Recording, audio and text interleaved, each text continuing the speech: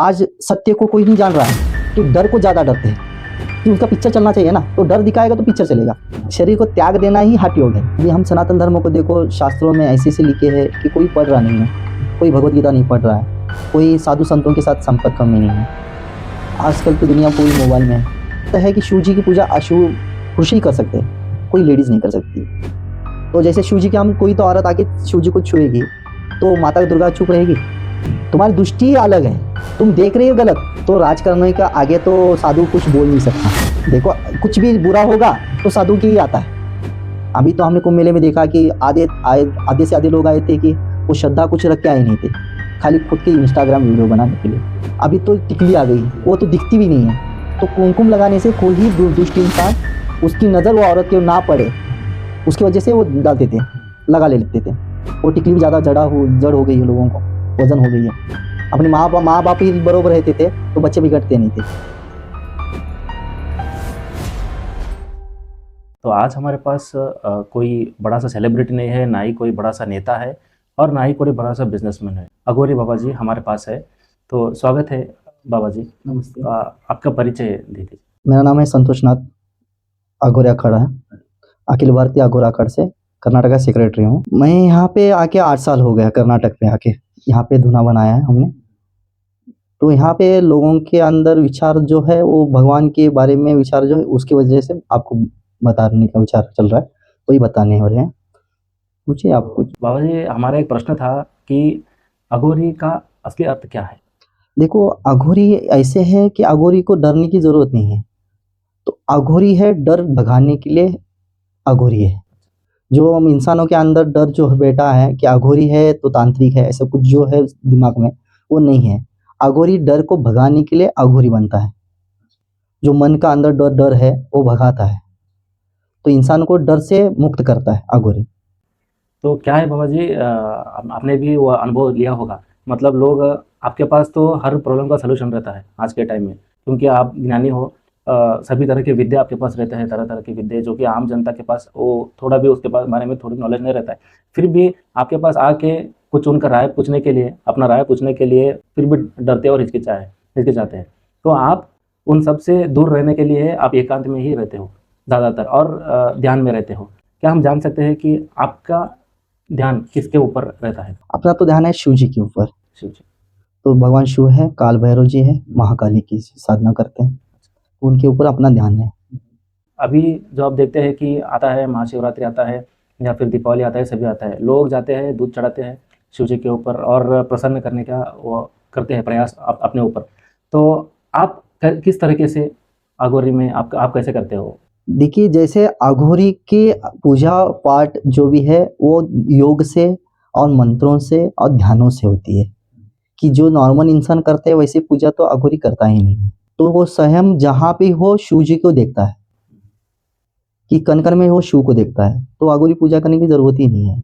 हम उसके बारे में नहीं, पर फिर भी बाबा, हमारा क्या है कि बॉलीवुड रहता है या मूवीज़ में देखते हैं कि अघोरी भयानक सा चीज़ है, वैसा वो उसका आपका छवि ऐसे दिखाते हैं। देखो अघोरी को जो फिल्मों वाले दिखा रहे अघोरी ऐसे है कि वो ब्लैक मैजिक करवाना, कोई शमशान में जागरूक करना, वो कोई तो क्रिया दिखाते। तो देखो आज सत्य को कोई नहीं जान रहा है कि डर को ज्यादा डरते हैं। जब डर दिखाएंगे तो उसको बहुत कीमत है, वो तो सही है। फिल्मों में वो डर को कीमत दे रहे हैं, तो सत्य कोई दिखाएगा नहीं है कि उसका पिक्चर चलना चाहिए ना, तो डर दिखाएगा तो पिक्चर चलेगा। बराबर। तो ये कारण दुनिया के अंदर वो पिक्चर में देखे, हाँ ऐसे ही अघोरी रहते, अघोरी वैसा ही करता है। कोई साधु किसी लोगों को बिगड़ने नहीं बैठा है, वो तो संसार से छोड़ के अघोरी बना है। ये जीवन का जो मृत्यु का वो क्षण है, वो क्षण को भूलने के लिए तो अघोरी बैठा है। कुंडली आसना एक आता है इसमें योगा में, तो उसका थोड़ा विश्लेषण कर दीजिए। देखो अपने हम एक इंसान है, तो इंसान के अंदर 7 चक्र रहते हैं, तो 7 चक्र से तो योगा से ही चक्र उठते हैं, एक्टिव हो जाते हैं। तो अपना योगा करना है कि योग जा कौन सी नियम से कर रहे हो, कि शरीर की मेंटेनेंस कर रहे हो कि ध्यान पे जा रहे हो। ध्यान से करोगे तो कुंडली जागृत होगी। अच्छा। तुम खाली नॉर्मल योगा कर रहोगे तो नॉर्मल बॉडी फिटनेस रहेगी। अच्छा। तो योगा का 2 अर्थ है कि अभी दुनिया तो 2 अर्थ पे पकड़ी है कि हम जो योगा करेंगे तो अपना बॉडी फिट रहेगी। तो योगा मार्गदर्शन भी है, एक ही शिव जी का है। तो आदि योगी कौन है? तो शिव जी है। वाह, तो शिव का ही पास जाने का है। सही। योग से जाओ, कोई मंत्र से जाओ, कोई हट्टी योग से जाओ। हटियो। तो ये तीनों एक ही मार्ग है। तो जाने का एक ही जगह पे है कि शिव के पास। जैसे आपने बोला कि हठ योग करके, हठ योग इसका हमने सुना था कि प्रयागराज में बाबा जी थे, नागा साधु थे या बाबा जी थे, उनका हाथ ऊपर था, क्या वही है हठ योग? देखो, शरीर को त्याग देना ही हठ योग है। अच्छा। जो शरीर को नुकसान पहुंचा के भगवान शिव के पास पहुंचना है, तो वही है हठ योग है। देखो, आप ही बोले अभी एक जस्ट बोले कि आपने कुंभ मेले में एक बाबा जी हाथ उठा कर ठहरा था। तो देखो, आप एक क्षण करो कि 1 घंटे के लिए आप हाथ उठा के ठहरो, नहीं उठाएंगे। नहीं होगा, आम इंसान को तो तो उनकी एक विद्या है कि हठ योग ऐसे है कि अपने शरीर को तराश दे के भगवान के पास जाना है। हर हल्ले का अलग अलग गुरु का अलग अलग मार्गदर्शन रहता है। तो अपने अपने गुरुओं के मार्गदर्शन पे चलते रहते हैं। और एक था कि अघोरी परंपरा में हमारा हम अघोरी परंपरा में भगवान शिव जी का ही क्यों महत्व है इतना?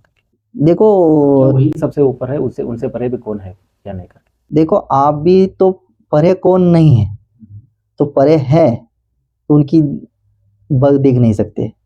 जो अभी के जो इंसान है वो नहीं देख सकते। तो अपना तो मूल एक ही है कि शिव है। तो सबके अंदर बैठा हुआ शिव है। हम तो ऊपर वाला कोई है देखे नहीं है, तो हम देखे हैं शिव जी को। हर इंसान के अंदर, हर एक पत्थर के अंदर हमने खोली शिव जी को देखे। हम सब कुछ शिव है समझते।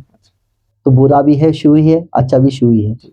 और एक था कि अभी हम लोग हमारा गुजारा कर लेते हैं, पेट पालने के लिए हमारा क्या है, हम लोग कर खा लेते हैं कुछ भी। हमने ये सुना था कि आपने वो क्या स्मशान में जो रहता है ना बॉडी, तो वो भी आप सेवन कर लेते हो करके हमने सुना था। देखो, जैसी क्या क्रिया ये रहती है, कभी ऐसी साधना रहती है, तो जो टाइम पे अपने गुरु जो आज्ञा देते हैं वैसे वैसे हमको चलना पड़ता है।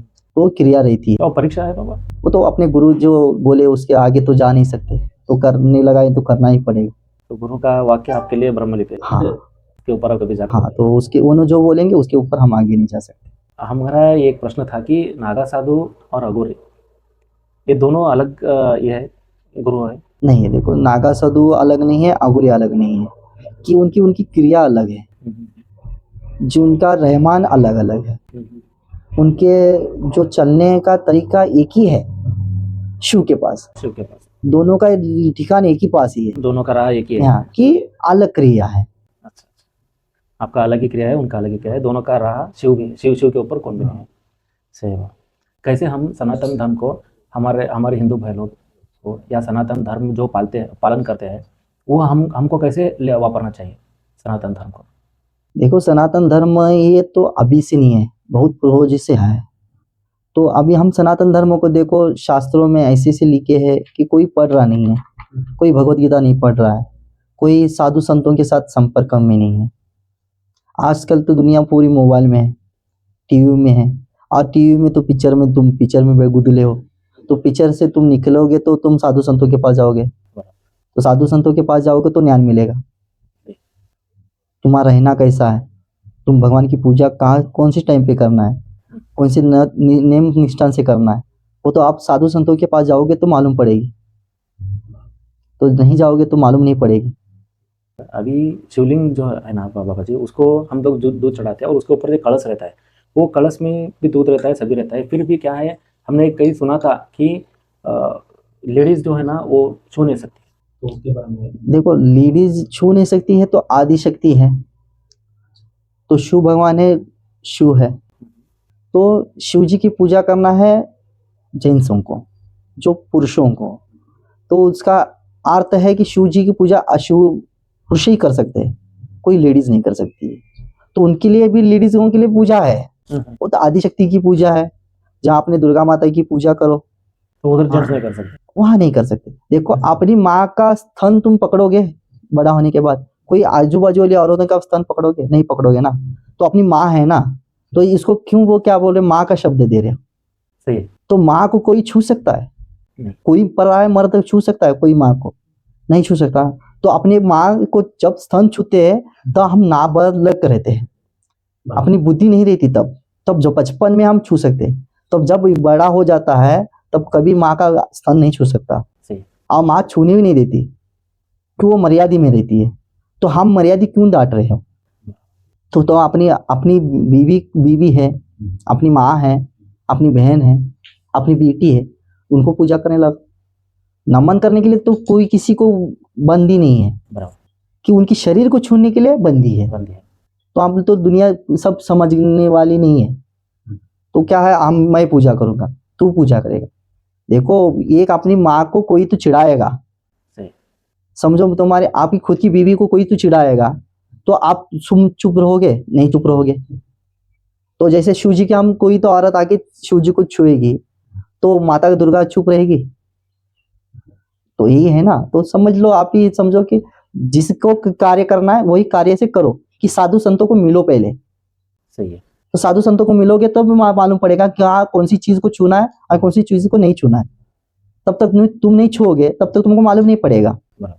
कई वाक्यों में विवाद हो गया था कि साईं बाबा हमारे जो बाबा है शिरडी में, तो उनका थोड़ा कास्ट को लेके, मतलब जात को लेके थोड़ा सा विवाद चल रहा था। मतलब बहुत से लोग उनको गुरु तो मानते हैं, और हम भी मानते हैं गुरु, गुरु के स्थान में है, जो गुरु दक्षिणा देते हैं। बहुत से लोगों को उनसे अच्छा ही देखा है, फिर भी उनका कास्ट और या उनका जात। देखो, साधु की पहली जात नहीं रहती है।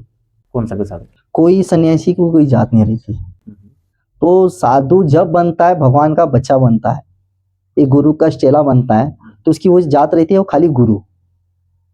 उसको गुरु ही बाप है, गुरु ही माँ है, गुरु ही पिता है, सब कुछ गुरु है। तो उसको कोई जात की धर्म की कुछ संबंध नहीं है। तो उनकी जात कौन सी है, तुम लेके क्या कर नहीं सकते हो। तो सन्यासी की तो जात कोई नहीं है। तो परम पिता है परमेश्वर, तो सभी परमेश्वर के पीछे ही जा रहे हैं। तो हम कौन सी परमेश्वर की जात बदलता है? शिव की तो जात हमको मालूम ही नहीं है। तो परम पिता है, तो उसकी जात को पूछने के लिए तो हमको जा भी नहीं सकते हम। तो हम कहाँ से तुमको जात बताए? तो एक साधु है, तो उसका झोला है, वो फकीरों का झोला है, तो वो झोले से मत देखो ना। तो वही एक भगवान का बंदा ही है ना, वो तरफ से देखो, तो भी भगवान शिव जी दिख जाएंगे। तो मानोगे तो दिखेगा। देखो, आप हर एक कण पत्थर को भगवान मान के घूम रहे हो, तो उनको भी भगवान मानो, तो वो भी भगवान दिख जाएंगे। सही है। तुम्हारी दृष्टि अलग है, तुम देख रहे हो गलत। जहाँ हल्दी कुमकुम लगी वहां पे भगवान है, वो कहाँ पे हल्दी कुमकुम नहीं लगे भगवान नहीं है, पत्थर है। तो भगवान तो सब तरफ भगवान है बोल रहा है ना। तो सब तरफ देखोगे तो भगवान ही है। आपके अंदर ही झांक रहे नहीं हो कि दुनिया के बागरे में झांक रहे हो।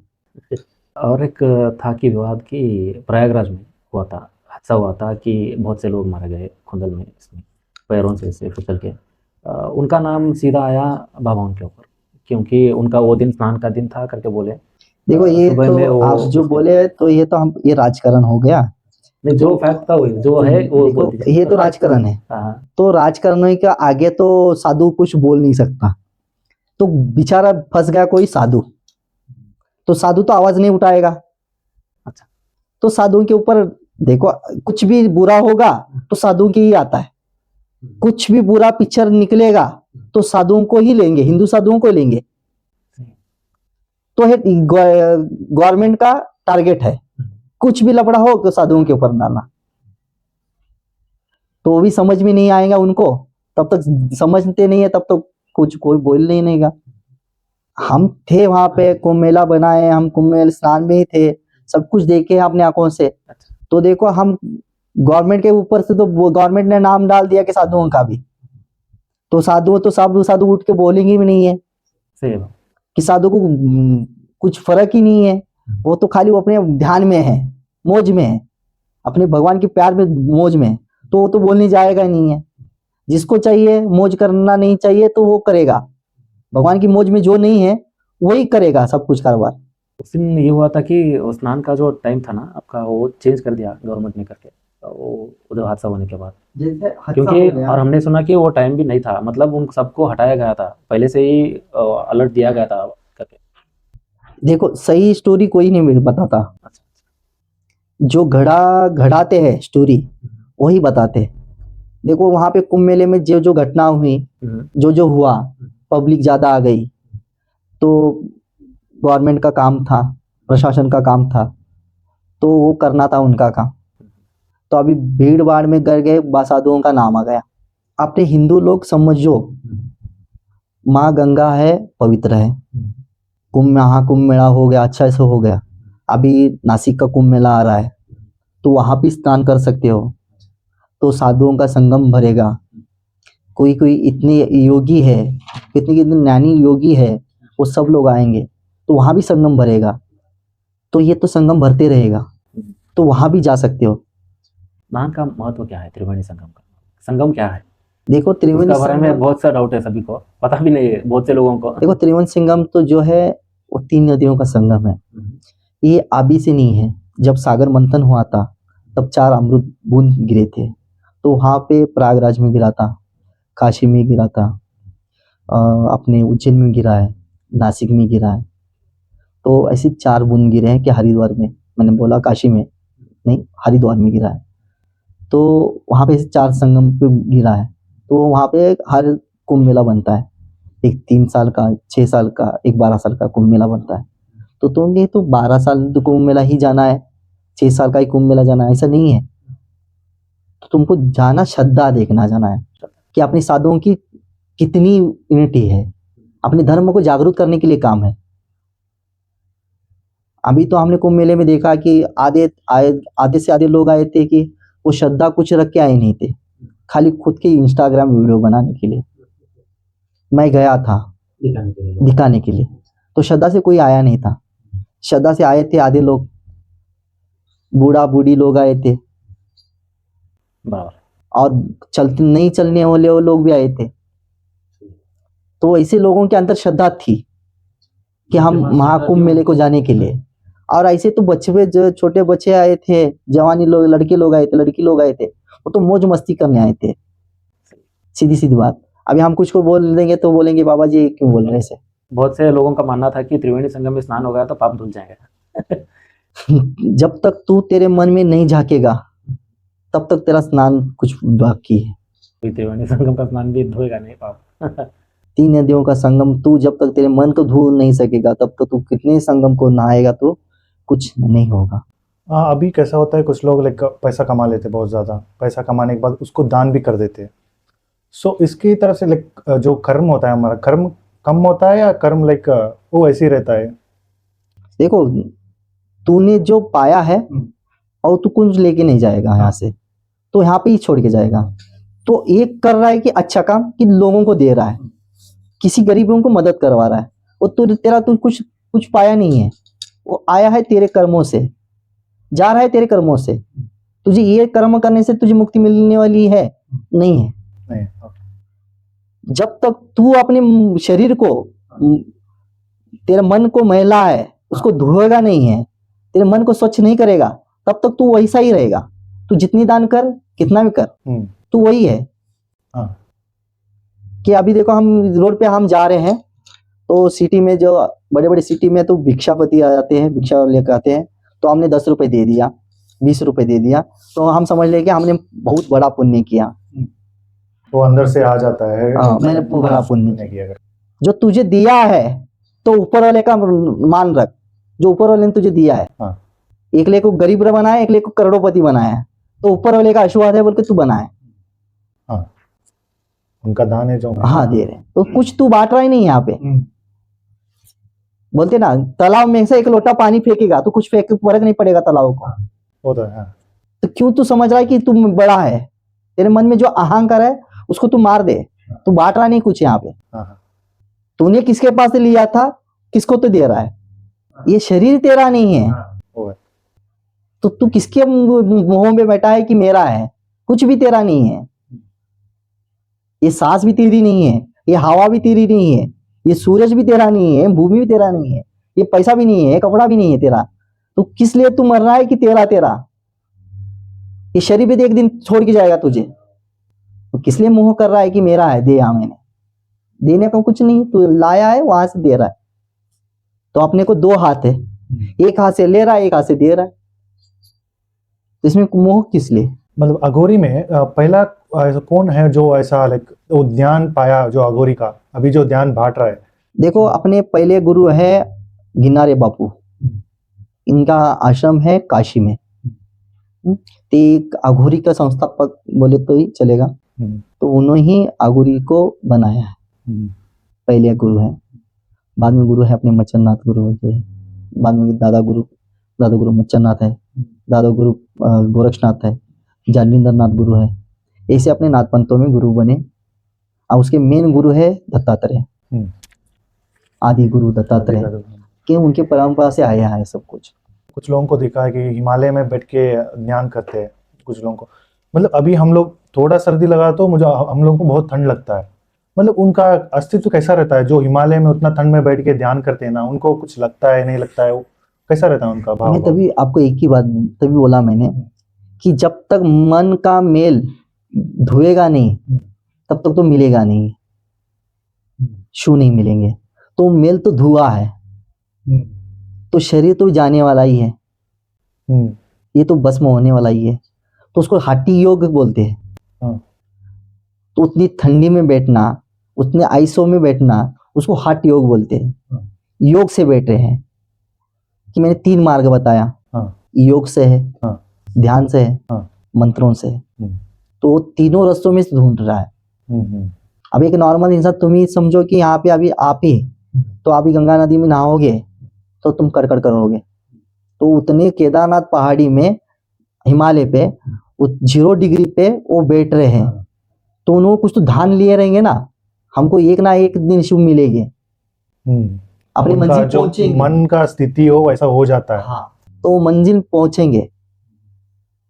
तो अपना वो मंजिल पहुंचने के लिए वो कर रहे क्रिया कर रहे हैं। कोई शमशान में क्रिया कर रहा है, कोई मंदिरों में क्रिया कर रहा है। अभी आपने कुंभ मेले में देखा रहेगा, एक गुरुजी हाथ ऊपर करके बैठे थे, वो भी हाथ हो गया है। कोई एक पांव पे ठहरे थे, कोई ने अपने पर वजन डाल के लेके बैठा था, पत्थर लेके बैठे थे, कोई ने रुद्राक्षों की माला बना के रखे थे। तो अपने शरीर को मार रहा है उसको पास पहुंचने के लिए। पहले तो गुरुकुल थे, गुरुकुल था पहले। तो गुरुकुल तो अभी गए हैं, जैसे ब्रिटिश राज आया वैसा गुरुकुल चले गए। तो ज्ञान बांटने के लिए अपने को किसी के पास ज्ञान देने के लिए गुरुकुल नहीं है। अभी तो इंग्लिश मीडियम स्कूल आ गए, तो स्कूल में देखो हर एक बच्चों को कि ये धागा मत पहनो, हाँ, वो कुमकुम का टीका मत लगाओ, वो सिखा रहे। और अपने ही हिंदू लोग ही अपने बच्चे हैं वहाँ पे, माँ बाप वो बता रहे नहीं है कि उनके माँ बाप ही वो इंग्लिश मीडियम वाली है उनको उतना ध्यान नहीं दिया कोई भी बताने के लिए। कि कभी सन आएगा तो टीका लगाओ, हाथ में धागा पहनाओ। देखो हाथ में धागा पहना है अपना रक्षा कवच है, हाँ, उसको रक्षा कवच को एक है ताकत 21 दिन की, 41 डे की ताकत रहती है, तो चेंज करना पड़ता है। देखो पहले बच्चे को आपने देखा रहेगा, आपके कमर में भी रहेगा, तो जब बच्चा पैदा होता था, छोटा बड़ा होता था, तो काला धागा बांधते थे कंबर पे कि कोई ही नजर, दुष्ट नजर उसको ना लगे। सोने की चांदी के पहनाते थे, सोने के पहनाते थे, और नहीं वो गरीब हो वो काला धागा पहनाता था। हर एक इंसान के अभी था पहले, अभी तो वो धागा भी नहीं है, सीधा अब एक पट्टा आ गया, वो भी चमड़े का। तो ये अपने जो पूर्वजिक लोगों ने जो भी बनाया था कि सोच समझ के बनाया था। देखो हर एक अभी औरत की तुम चलो, अभी तुम एक हर एक औरत अपनी सनातन धर्म की औरत है, पहले लोग कुमकुम लगा लेते थे, अभी तो टिकली आ गई है, वो तो दिखती भी नहीं है। तो कुमकुम लगाने से कोई ही दुष्ट इंसान उसकी नजर वो औरत के ना पड़े, उसकी वजह से वो डालते थे, लगा लेते थे।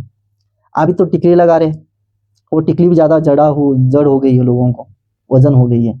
तो एक रक्षा होती थी, माँ दुर्गा का रक्षा कवच होता था। जब कुमकुम लगाते तो उसके ऊपर वशीकरण कोई ही नहीं कर सकता था। तो यही साधु संतों ने उसको कुमकुम को बनाया था। कोई बाबा हो, कोई तांत्रिक हो, कोई ना मन कोई इंसान हो, उसको कोई ही औरत को वश नहीं कर सकता था। अभी देखो अपने हिंदू की लड़की देखो, टिकली लगाती है वो भी नहीं दिखती है, किसके तो प्यार में जाले में पड़ रहे हैं। तो यही कारण अपना ही है ना, अपनी माँ बाप ही बरोबर रहते थे तो बच्चे बिगड़ते नहीं थे। कभी भी ऐसा लगता है लाइक मन नहीं होता उठ के जाने के लिए, कभी कभी अपना मन ऐसा स्थिति नहीं कर पाते हम लोग रोज उठ के जाने का। ऐसा देखो मन एक पत्थर है, आपको उदाहरण बता रहा हूँ, एक पत्थर है तो पत्थर को ठोकोगे, कितने दिन तक ठोकोगे? वो जब तक ये शेप में नहीं आ जाए। शेप में है। तो अपना भी मन है तो उसको ठोको, तो एक दिन समझेगा वो हम्म, कि मुझे सुबह उठना है। तुम मन के अंदर कब जाओ, मन तुम्हारे अंदर नहीं है, ओ, मन के अंदर तुम हो कि तुम मन को अंदर में बन गए हो। तुम मन को तुम्हारे अंदर कर लो, वो सब समझ लेगा मुझे उठना है। हम्म, देखो तुमको इमरजेंसी काम रहता तब उठ जाते हो ना, हाँ वो तब उड़ जाते हैं। उठ जाते हैं ना, तो वो भी इमरजेंसी है समझो ना। हाँ, तो तुम समझोगे तब उठेगा, उठ आएगा वो। तो फायदा देखना छोड़ो, क्रिया करो, कर्म करो, उठो। हम्म। तो सुबह 6 बजे मंदिर जाते हो वो हनुमान मंदिर 5:30 बजे खुलता है, 6 बजे आरती होता है, तब आरती को निकलता हूँ मैं। तो उसका टाइमिंग कितना है, शास्त्रों नियम से कितना टाइमिंग है? तो सूर्य आने से पहले पूजा करना चाहिए बोलते हो। तो ब्राह्मी मुहूर्त में, हाँ, ब्राह्मी मुहूर्त स्टार्ट होता है कब? वो शायद 4:30 बजे से 4:45 ऐसे कुछ हाँ, होता है। 3:45 को चालू होता है। तो ब्राह्मी मुहूर्त में उसकी पूजा होना चाहिए सूर्य उदय होने के पहले। काकड़ा आरती उसकी होनी है 5 बजे। हाँ हाँ, तो तुम सुबह 6 बजे वो मंदिर खुलेगा, पूजा होगी, तो वहां पे एनर्जी बनेगी कहाँ से? जो तुम्हारी जो नजरबंदी चल रही है, नजर दोष हो रहे हैं, तुम्हारे अंदर जो नेगेटिव शक्ति भरी है, उसको खींचने तो बेटे हनुमान जी। तो वहां पे उनके जब उनके पास जाओगे तो वहां पे पूरे दुनिया की नजर दोष उधर चले जाते हैं, तब तुम जाओगे तो वहां खींचेंगे कहाँ से? हाँ हाँ। मतलब अभी कुछ लोग बोलते हैं लाइक शरीर के अंदर चक्रास रहते हैं, जो एनर्जीज रहते हैं उनको एक्टिवेट करते हैं। देखो हम सब चल रहे हो चक्रांश के ऊपर ही चल रहे हैं। कुछ लोग उसको हाई एज में एक्टिवेट देखो करते हर एक इंसान की चक्रांश एक्टिवेट रहती है, हर एक बच्चा पैदा होने के बाद उसकी चक्रांश एक्टिवेट रहती है। तो एक कर्मानुसार रहती है कि पिछले जन्मों की कर्मानुसार रहती है, अभी ही जन्म की कर्मानुसार रहती है। तो जैसे योग साधना से कि मंत्रों से, सुबह 5 पहाटे ब्राह्मी मुहूर्त में उठने से, उसको टाइम खाना खाने से, टाइम तो सोने से वो चक्रा उसको एक्टिवेट हो जाते हैं। कि हर एक इंसान अभी देखो, चलो अभी जाओ एक बच्चा देखो कुछ को उसको कुरकुरा चाहिए, नहीं तो पिज्जा चाहिए, मैगी चाहिए, तो खराबी हम खुद डालेंगे तो चक्रा से एक्टिव कैसे रहेंगे? कि जब डॉक्टर बोलेगा कि तुझे अभी तुम मरने वाला है, तो सुबह उठ के योगा करना है, तुझे रनिंग करना है, वॉकिंग करना है, तभी हम इंसान उसके ऊपर लक्ष्य देते हैं। हाँ। जब तक बॉडी घट है तब तक हम लक्ष्य नहीं देते। जब तक डॉक्टर डराएगा, वो डर का एक जहर डाल देगा, तब तुम स्टार्ट करोगे। अभी क्यों गुरुकुल नहीं खोल रहे एक्चुअली, ये सिस्टम की वजह से या? इस सिस्टम की वजह से। गुरुकुल खोलेंगे तो सिस्टम बंद पड़ जाएगा, सब ज्ञानी बन जाएंगे। हो गया। देखो अपने अभी मार्केट में मैंने देखा है, अभी तो अपने पास ऐसे गुरु लोग हैं, गांधारी विद्या तुम सीखे सुने रहेंगे यूट्यूब, गांधारी विद्या। तो 16 साल के अंदर के बच्चों को योगा गांधारी विद्या सिखाना है। तो बच्चे अभी एक्टिव हो गए, तो अपने मेरे शिष्य लोग भी है, तो वो लोग स्कूल में हम बच्चों को फ्री में सिखाते हैं, या अपने पैसों से। तुम कुछ फी मत दो, कुछ अपने लिए कुछ व्यवस्था मत करो, हम फ्री में सिखाते बोला तो भी स्कूल वाले नाकार देते हैं। कि वो बच्चा एक्टिव हो जाएगा, टीचर की स्पीड वो चला जाएगा, तो टीचर का काम ही नहीं है, सरों का काम ही नहीं है। Okay. हमारे इसमें एक 2 टाइप्स रहता है करके हमने सुना था, एक था सात्विक और समशिक। और इसमें है कि अघोरी में आपने जो काला कपड़ा पहना है, इसके बारे में थोड़ा सा विशेष मिल सकता है? देखो जो एक तो इसमें बता दूंगा, आप वो समझ लो। ये काला कपड़ा है, ये एनर्जी को, कोई एनर्जी दुष्ट एनर्जी को छूता नहीं, इसको छूता नहीं कोई एनर्जी को। जैसे व्हाइट कपड़ा रहता है तो उसको वो व्हाइट कपड़े को दुष्ट शक्ति छू सकती है। तो ये अपना काला कपड़ा है, हम दुष्ट शक्ति से ही ज्यादा काम करते हैं। जैसे शमशान में बैठते हैं, ये अपने एक बॉडी रक्षण है, समझ गए? तो हर एक शक्ति नमूनी शक्ति आती है, वो ना छुए। काला कपड़ा लोगों को डराने के लिए नहीं, ये लोगों को भय से मुक्त करने के लिए।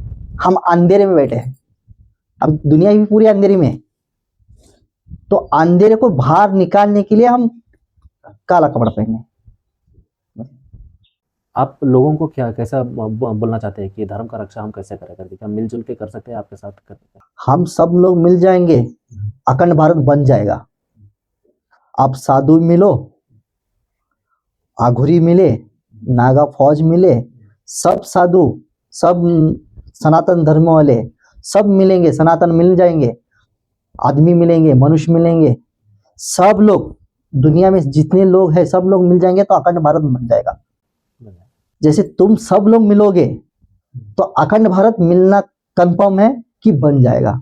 बाबा जी, और एक कुंडलिनी योगा के बारे में हम बात कर रहे थे कि क्या वो एक ये है कि मतलब जो सिक्स सिक्स सेंस करके बोलते हैं मनुष्य के अंदर जो रहता है, मतलब अंदरूनी एक शक्ति है जिसे पाकर लोग कुछ भी कर सकते हैं, जो सक्सेसफुल जो बनना चाहते हैं ना। देखो ये 7 कुंडलिनी है, सेंसेस है, वो जो है अपने पास है, हर एक इंसान के अंदर रहती है। उसको एक्टिवेट कैसे?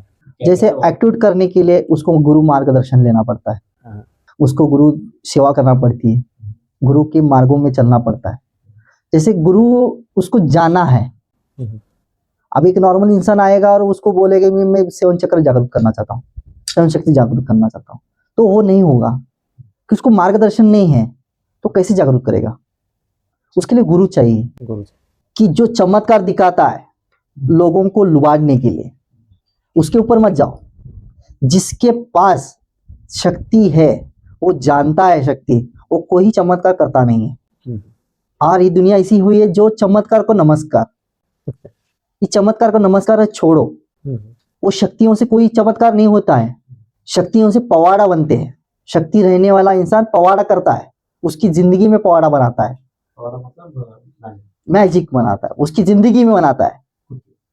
जो भक्तों की तो सामने चमत्कार दिखाता है, वो मैजिक करके दिखाता है, वो तो ढोंगी है, वो अपना एक बना रहा है, उसका नहीं बना रहा है कि भक्तों का नहीं बना रहा है।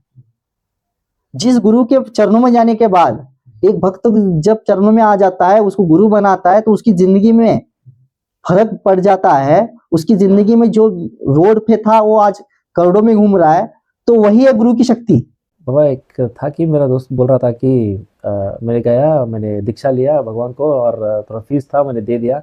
तो आप बताइए बाबा जी कि सच में क्या गुरु दीक्षा के लिए कुछ फीस होता है? देखो गुरुओं का भी एक मार्केट बन गया है, एक बिजनेस बन गया है कि वो खुद के लिए गुरु दीक्षा, तो ये कोई धर्म में, सनातन धर्म में नहीं है। दीक्षा देने के बाद गुरु को इतना फीस देना, ऐसा कोई ही धर्म में, कोई बुकों में लिखा नहीं है। अपना जो सनातन धर्म का जो उद्देश्य है वो धर्म को बढ़ाने के लिए, तो शिष्य बनेगा तो उसके अंदर भगवान जी के लिए हिम्मत रहेगी, भगवान के लिए प्यार रहेगा, जो धर्म के लिए प्यार रहेगा। गुरु से सीखेगा क्या? खाली धर्म का प्यार करना है, धर्म को बचाने का सीखना है, भगवान को पूजा करने सीखेगा, वही सीखेगा ना। तो चेला जब बनता है गुरु का, तो गुरु जैसा रहेगा वैसे ही चेला बन जाएगा। बराबर। और जो पैसा लेके कर रहे हैं वो तो ना गलत है, पैसा लेने की जरूरत नहीं है। तो पैसा ले रहा है वो गुरु कुछ सिखाएगा नहीं, तो वो पे पहले ढोंगी है, तो वो शिष्य को सिखा, दीक्षा लेके पैसा लेके दीक्षा ले रहा है, दे रहा है, वो भी शिष्य वही करेगा, जैसा गुरु वैसा चेला। बाबा जी, और एक था कि जैसे बताया कि इन्होंने कि अब मैं शनिवार के दिन जाता हूँ टेम्पल जाता हूँ ऐसा। अभी मुझे ये बताया कि ज्योतिर्लिंग को एक इंसान जाना चाहता है तो सारे तो वो जा नहीं सकता, फिर भी कई कबार जा सकता है। तो क्या जाने का उसका उद्देश्य तो रहता है कि धर्म को, अल्टीमेट वही रहता है कि धर्म की रक्षा करने के लिए जाता है, और तो और अंदर से लालच रहता है कि मैं ऐसा बनूँ ऐसा बनूँ करके। आप किस नज़रिए से देखते हो ये कॉमन इंसान उसको? देखो कॉमन इंसान ऐसी है कि मैं वहां जाऊं तो मुझे कुछ तो हो जाएगा, लालच पर से जा रहा है। देखो लालच पर जा रहा है। एक अपने घर में भगवान है, वो है माँ बाप। 12 ज्योतिर्लिंग की ताकत भी अपने बाप के पास है, 51 शक्तिपीठ की ताकत भी उसकी माँ के पास है। तो भगवान अपने घर में ही है, भगवान अपने घर में है। देखो अभी मैंने यहाँ पे विठोबा जो पंडरापुर का जो देखते हैं, विठल विठल विठल बोलते हैं। देखो जाओ यात्रा करो, भगवान विठल ने बोला है। देखो भक्त प्रहलाद का देखो, संत तुकाराम का देखो, संत ज्ञानेश्वर महाराज का देखो, वो अपने माँ बाप की सेवा करके ही पाए भगवान को। तो हम अपने माँ बाप को हम सेवा नहीं कर रहे हैं, अपने घर में रहने वाले माँ बाप को नहीं भगवान मान रहे हैं। आप मंदिरों में जाके भगवान भगवान बोलो तो कुछ मिलेगा नहीं यहाँ पे। सही सही बात। कि घर की माँ को एक चाबी नहीं देती सोने के लिए, ताकि आज का वही और trending भगवान बना के है। मंदिर जाके बड़ी बड़ी माला डालो, 500 रुपए की 1000 रुपए की माला डाले, सोने का किरीट पहनाए, चांदी के किरीट पहनाए। देखो घर में जो माँ है वो बाप है, उसको सोने का हार पहनाओ, वो दिल से दुआ देगी कि बेटा मेरा ऐसा ही करोड़पति रहे। सही है। तो जहां वो पत्थर में भगवान ढूंढ रहे हो उसको पहनाओगे तो नहीं मिलेगा, कि तुम्हारा दिखावा देखने दिखा रहे हो उधर बड़े बड़ी माला पहनाने का, वो तुम लोगों को 4 लोगों को दिखा रहे हो कि मैंने इतनी पूजा पाठ करता हूँ। वो तेरी पूजा पाठ भगवान को स्वीकार नहीं है। तो ये था हमारा परिचय अघोरी बाबा के साथ। तो यही है कि सत्य के राह में जो चलता है उनको सत्य से ही मुक्ति मिलती है। तो इस 4 शब्द से हम हमारा मुक्ताय करते हैं। Thank you.